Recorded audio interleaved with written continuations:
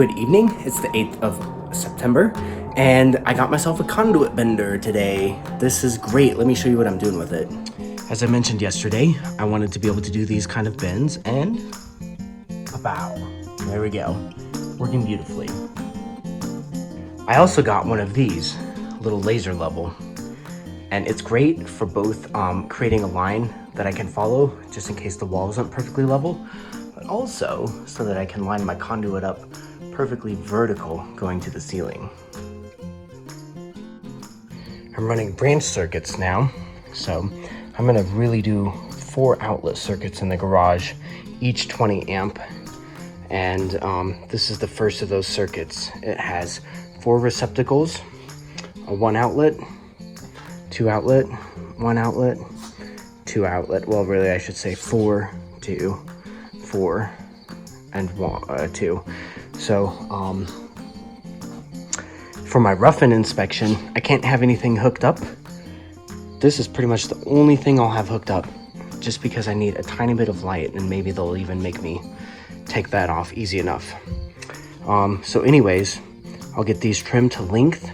I'll put my wire connectors, and I'll just curl things up and put it in the box.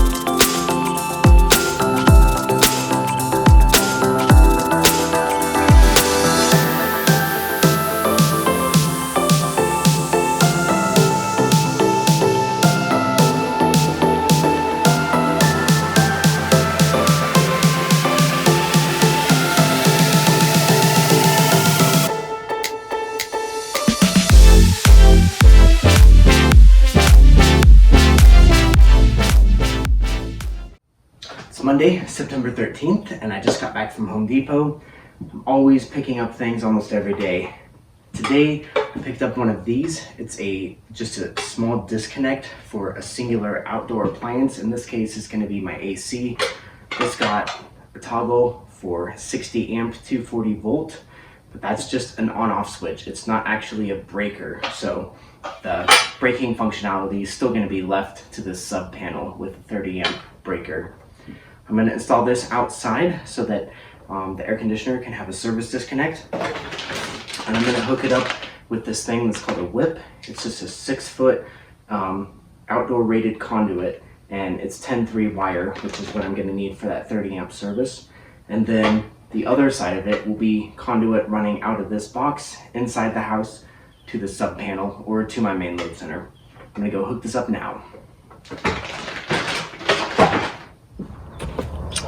This is a fairly straightforward job. Basically, I need to run one of these little connectors to the bottom of the service side of the unit, run this in there, clamp it down, and then the other end I'll need to run into my on-off switch box.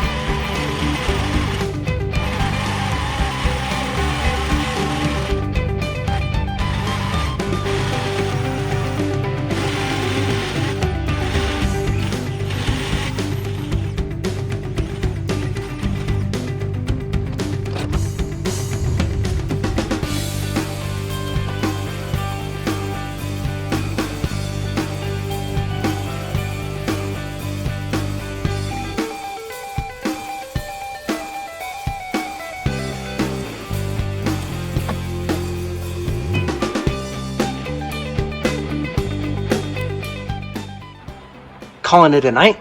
The first orange wire is installed. What this orange wire is for the air conditioning system. That is a 30 amp circuit. So that is 10 gauge wire. And it runs all the way through and comes into the office, goes down through the conduit to the switch box outside. That is it for today. I will see you definitely back here tomorrow on Tuesday, the 14th.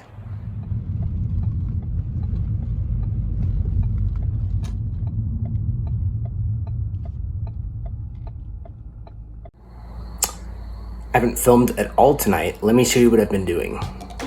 First up is this receptacle. You can see this is the first receptacle I've installed with orange wire, which means it's 10-2 wire rated for 30 amp. This will power my dust collector. Power is also off because I've been working on the load center. I keep working on it, and the reason it's off is I wanted the conduit to go all the way to the ceiling. I think it needs to be for code reasons. I also tidied up the existing conduit and secured it at the top, which is another code requirement. The remaining wiring in the shop is on this wall here, the north wall. I need to just put a bunch of supply runs, 120 volt runs, and right here in the middle, I want a 240 for my table saw, which is a 6-20 type receptacle. Before I head for the night, I just want to show you my workstation. I tidied up and I think you might find some of the tools I use regularly interesting. Tape, just to do things like cover a receptacle to prevent dust from getting inside of it. These Tapcon screws I use all the time for anchoring anything to masonry. Of course, grounding screws, because for any of this metal stuff, it all needs to be bonded, and these green screws indicate that it's a ground connection. Anytime I cut wire off, I keep the little end bits in case I need to do a pigtail of some kind. Always keep this handy just to detect voltage and make sure my lines aren't hot. I've got this multicolored pack of electrical tape. I mainly only use the red here to indicate that a white line is a hot line. A good application of this you can see in the load center here, such as this wire here. It's a 30 amp circuit. I only need 2 hot conductors and a ground, no neutral required. So obviously it's a waste to use something like 10-3 cable. I'll use 10-2 cable and just mark the white conductor as a hot conductor. This ratchet set is handy just for general stuff, a little extra wire, blah, blah, blah, just parts. Here's my tool bins. These are 1/2-inch conduit connectors. I got some 1/2-inch clamps here. These are good for securing the conduit to the wall. Got some 1/2-inch conduit connectors. These join 2 pieces of conduit, whereas these will secure conduit to a box with this locking thread. Miscellaneous parts, and then all of my tools. I use a screwdriver a lot. These are my decently heavy-duty clippers. Use these all the time. They're my wire strippers, and you can see, if I can get it to focus, I'm mainly using that bottom hole for my 10 and 12 gauge wire, but for that white wire, I'll use a second hole for the 14 gauge. And this is handy just for clipping the paper off the Romex. Sometimes the ground is wrapped, so this is really handy.